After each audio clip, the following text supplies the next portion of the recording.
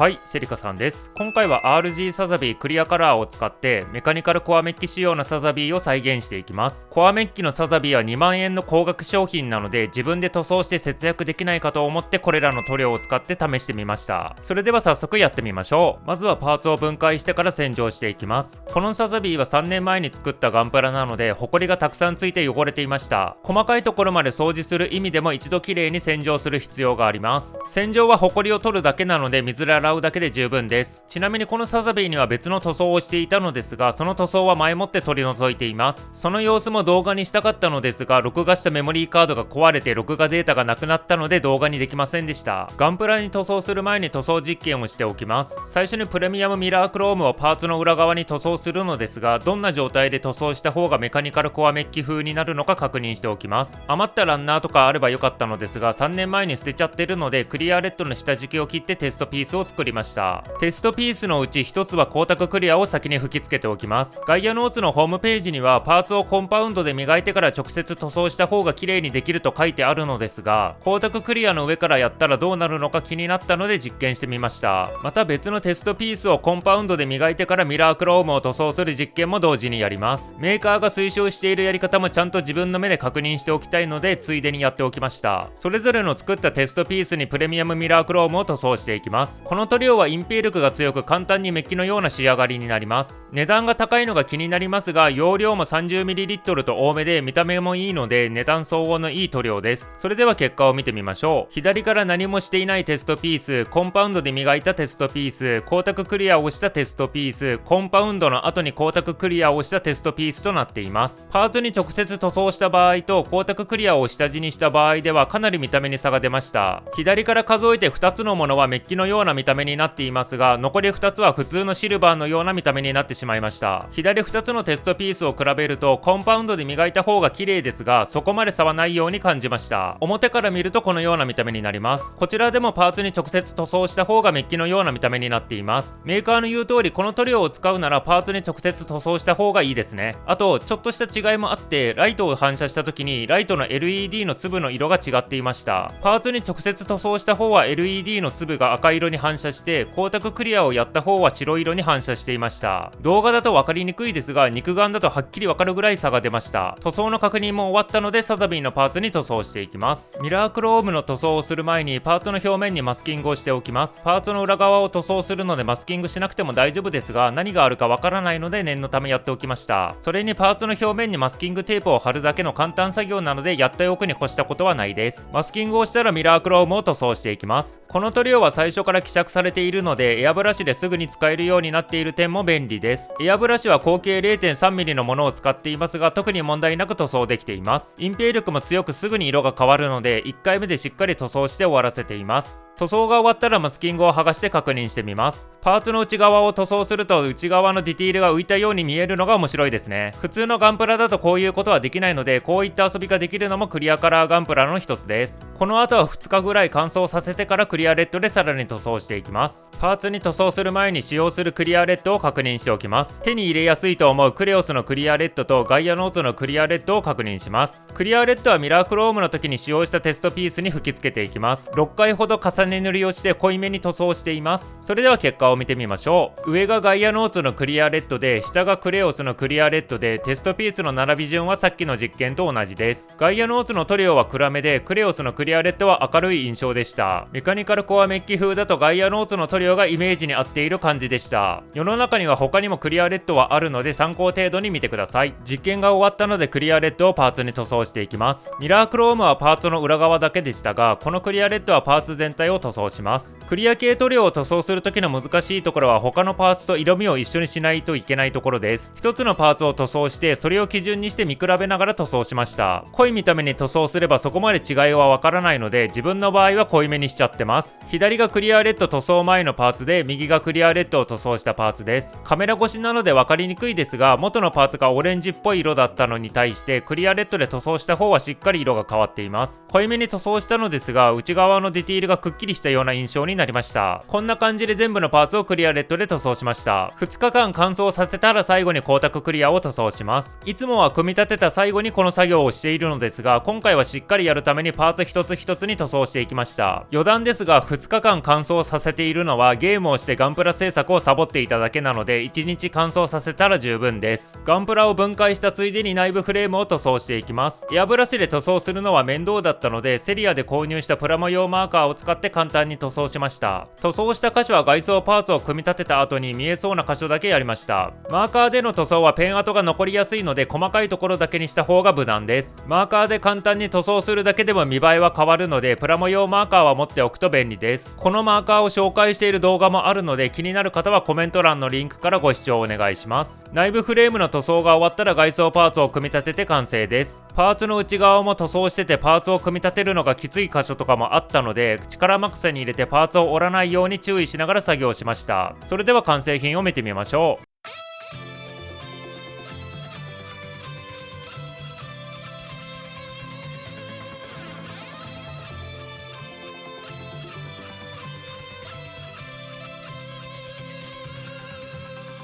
メカニカルコアメッキのサザビーを見た記憶を頼りに塗装したのですが、大体こんな感じだったような気がします。もちろん比較したら違うとは思いますが、ガンプラと塗料の合計で約7000円ぐらいなのでかなり安くできたと思えば満足です。塗装する手間暇もありますが、それも含めてプラモ作りなので気にはならなかったです。武装はビームショットライフルの他にもビームサーベルとビームトマホークのエフェクトパーツがあるのですが、なくしちゃいました。捨てた記憶とかないですが、時間が経つとなぜかパーツがなくなる現象は何なんですかね。よかったら皆さんのエフェクトパーツの管理方法を教えてください。最後にファンネルをウェポンディスプレイベースで固定できるのか確認してみます。これは水星の魔女シリーズのガンビットを飾る目的なのですが、ファンネルにも使えそうなのでやってみました。軸の太さが同じぐらいなのでファンネルを固定できました。奥まで入れると取るときに硬そうなので半分ぐらいだけ差し込みましたが、それでもしっかり固定できます。ただ実際に飾ってみるとサザビーのサイズが大きいので微妙な感じになりました。支柱の長さが HG のエアリアルに合うような長さなので、同じ144分の1でもサザビーには合わない感じです。サザビーの頭ぐらいまである長い支柱があれば印象が違ったと思います。ここまで見てくれてありがとうございました。このチャンネルではクリアカラーガンプラをメインにいろいろな実験をしながら動画を投稿しています。チャンネル登録前に他の動画も見ていただけるとプラモ作りの幅が広がります。それでは次の動画でまたお会いしましょう。